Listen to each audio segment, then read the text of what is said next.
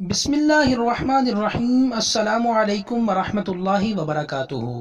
ناظرین، میں آپ کے قیمتی وقت کو ضائع کیے بغیر اپنی ویڈیو کو شروع کرتا ہوں۔ ناظرین، اس ویڈیو کے اندر میں آپ کو ماہ رمضان المبارک کی فضیلت و اہمیت سے آگاہ کروں گا۔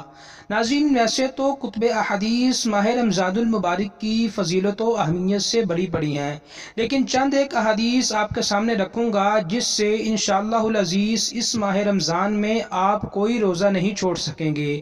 ناظرین، اتنی زیادہ اہمیت و فضیلت ہے کہ یہ میں گارنٹی سے کہتا ہوں کہ آپ ہرگز روزہ نہیں چھوڑ سکیں گے۔ ناظرین، مزید آگے بڑھنے سے پہلے میری ایک چھوٹی سی ریکویسٹ ہے، اگر ابھی تک آپ نے ہمارا channel Islamic scholar official subscribe نہیں کیا تو برائے مہربانی سبسکرائب فرما لیں اور ساتھ ہی بیل آئیکن کو بھی دبا دیں اور آل پر کلک کر دیں تاکہ آنے والی ویڈیو سب سے پہلے آپ تک پہنچ سکے۔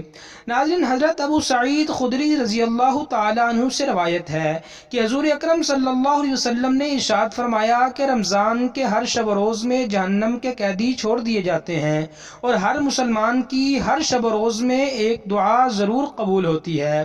اسی طرح ناظرین، ترمذی کی حدیث ہے، حضرت ابو ہریرہ سے روایت ہے، فرماتے ہیں کہ رسول اللہ صلی اللہ علیہ وسلم نے ارشاد فرمایا کہ 3 آدمیوں کی دعا رد نہیں ہوتی: ایک روزہ دار کی افطار کے وقت، دوسرے عادل بادشاہ کی اور تیسرے مظلوم کی۔ اسی طرح ناظرین، بخاری شریف کے اندر حدیث پاک موجود ہے، حضرت کعب فرماتے ہیں کہ ایک مرتبہ حضور اکرم صلی اللہ علیہ وسلم نے ارشاد فرمایا کہ ممبر کے قریب ہو جاؤ۔ ہم لوگ قریب ہو گئے۔ جب نبی اکرم صلی اللہ علیہ وسلم نے ممبر کے پہلے درجے پر قدم مبارک رکھا تو فرمایا آمین۔ جب دوسرے درجے پر قدم مبارک رکھا تو فرمایا آمین۔ جب تیسرے درجے پر قدم مبارک رکھا تو فرمایا آمین۔ جب آپ صلی اللہ علیہ وسلم خطبہ سے فارغ ہو کر نیچے اترے تو ہم نے عرض کیا کہ ہم نے آج آپ سے ممبر پر چڑھتے ہوئے ایسی بات سنی جو پہلے کبھی نہیں سنی تھی۔ آپ صلی اللہ علیہ وسلم نے ارشاد فرمایا، اس وقت جبرائیل علیہ السلام میرے سامنے آئے تھے۔